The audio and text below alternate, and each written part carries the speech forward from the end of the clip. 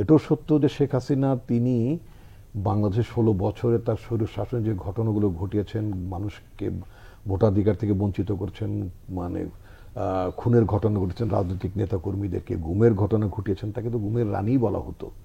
তো এই যে আয়নাঘর নানা কিছু যেগুলো করেছেন শুধুই মাত্র ক্ষমতায় টিকে থাকার জন্য, এবং তার একটা বদ্ধমূল ধারণা ছিল যে ভারত যদি তার পাশে থাকে তাহলে তার আর কোনো ভয় নেই। তিনি জনগণকে কখনই সার্বভৌম শক্তির আধার মনে করেননি। তার দলের জেনারেল সেক্রেটারি তো অত্যন্ত প্রকাশ্যই বলেছেন যে দিল্লি আছে তো আমরা আছি, আমরা আছি তো দিল্লি আছে। এবং শেখ হাসিনা আবার এরপরেই সাপ্লিমেন্ট করেছেন এভাবে যে ভারতকে এত কিছু দিয়েছি যে ভারত সারা জীবন মনে রাখবে। কথা সত্য, ভারত মনে রাখছে। এটা প্রমাণ হচ্ছে একটা ভিসাবিহীন পাসপোর্টবিহীন একজন মানুষকে তিনি এখন মানে তার দেশে আশ্রয় দিয়েছেন, এবং সে পলাতক পতিত আপনার মানে স্বৈরাচারের প্রতিভূ শেখ হাসিনা তিনি তার নিজের দেশের বিরুদ্ধে অস্থিতিশীল করার মতো কাজ করছেন। দেশে হানাহানির যাতে আবার সৃষ্টি সেই ধরনের মানে উস্কানি দিচ্ছেন তিনি। তার মধ্যে ন্যূনতম রিমোর্স নাই, তার মধ্যে ন্যূনতম রিগ্রেট নাই যে তিনি কাজটা ভুল করেছেন। আমি তার কিছুটা বক্তব্য আমি মানে অনলাইনে আমি যেটা দেখেছি, তিনি ঠিক অতীতের মতোই আমি এটা করেছি, আমার বাবা ওটা করেছে, আমি এবং আমার বাবার বাইরে আর কিছুই ছিল না। কিন্তু একবার কিন্তু এই দেশের জনগণ তো এই ওনার এই যে বক্তব্য, এই ওনার যে ন্যারেটিভ, এটা তো দেশের মানুষ গ্রহণ করেনি বলেই তো গণ অভ্যুত্থান হয়েছে। উনি কেন ভুলে যান যেই কারণে উনি বিতাড়িত হলেন, অথবা ওনার দলের ওনার মন্ত্রিসভার একজন সাবেক সদস্য সোহেল তাজ তিনি যে ভাষায় বলেছিলেন যে শেখ হাসিনাকে বাংলাদেশের জনগণ ঝেঁটিয়ে বিদায় করেছে, এর এর এর চেয়ে শক্ত কথা তো অন্য কোনো দলের লোকও বলেনি, সত্যি কথা, তাই না? তো এমনি একটি পরিস্থিতির কথা উনি কিভাবে ভুলে যান যে উনি এখন উনি যেটা বাংলা প্রধান বললেন যে উনি ওনার চেলা চামুন্ডা একেবারে পাড়া প্রতিবেশী সব জায়গা থেকে পালিয়েছে। একটি লোক দাঁড়াবার মানে আপনার মানে মানে সাহস পায়নি, একটি লোক শেখ হাসিনার নাম উচ্চারণ করার মতো সাহস পায়নি, আওয়ামী লীগের নাম উচ্চারণ করার মতো সাহস পায়নি একটি লোক। কেন কেন এই পরিস্থিতি হলো? উনি যাদেরকে দেশ মানে পরিচালনা করছেন, লাইক বেনজির পুলিশের আইজি, একটা লম্পট, একটা মানে কি বলে আপনার মানে লুটেরা, খুনি, এই এবং অঢেল সম্পদ মানে লুণ্ঠন করে তার মানে প্রমোদ প্রমোদ ভবন থেকে শুরু করে নানান কিছুর কাহিনী তো আমরা জানি।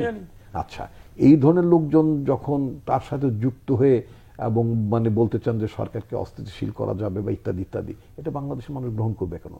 গতকালকে যে ঘটনা ঘটেছে সরকারের তরফ থেকে যে স্টেটমেন্টটা দিয়েছে সেটা তো মানে নিঃসন্দেহে মানে আপনি গ্রহণ করতেই পারেন যে মানুষের ক্ষোভ ছিল আপনার মানে শেখ হাসিনা মানুষকে মানে উস্কি দিয়েছেন। হামলা বা ভাঙচুরে এটার পেছনে রাজনৈতিক কোনো মাত্রা আছে? এটার মানে রাজনৈতিক মাত্রা বলতে মাত্রা ইংরেজিটা আমি যেটা জানি, ইংরেজি সাহিত্য ছাত্র সেটা আমি ডিগ্রি মনে করি। আচ্ছা, তো এটা মানে এটা কোন ডিগ্রি বলতে চাচ্ছেন ঠিক বুঝতে পারছেন না। রাজনৈতিক মাত্রা বলতে এটা অ্যাঙ্গেলটা কি, মানে এটা কি আসলে এটার কোনো Well, রাজনৈতিক কোনো ভিউ আছে? এটা হচ্ছে যে আপনি এটা হচ্ছে ইনস্ট্যান্ট একটা ক্ষোভের বহিঃপ্রকাশ। সরকার যেটা বলেছে, সরকার যেটা বলেছেন যেটা ক্ষোভের বহিঃপ্রকাশ, ফাইন, ওটুক পর্যন্ত আপনি গ্রহণ করতে পারেন যে মানে এর এত কিছুর পর 6 মাস পরে 6 মাসের পূর্তিতে এখন আপনি মানে মানে অনুশোচনা নাই, আপনার ক্ষমা প্রার্থনা নাই, কিছুই নাই, তারপরও আপনি মানে সেই পুরনো বয়ান চালিয়ে যাচ্ছেন। এটা এটা যেন মানুষের একটা ক্ষোভ থাকতে পারে, কিন্তু এটার তো একটা রাজনৈতিক প্রতিক্রিয়াও আছে।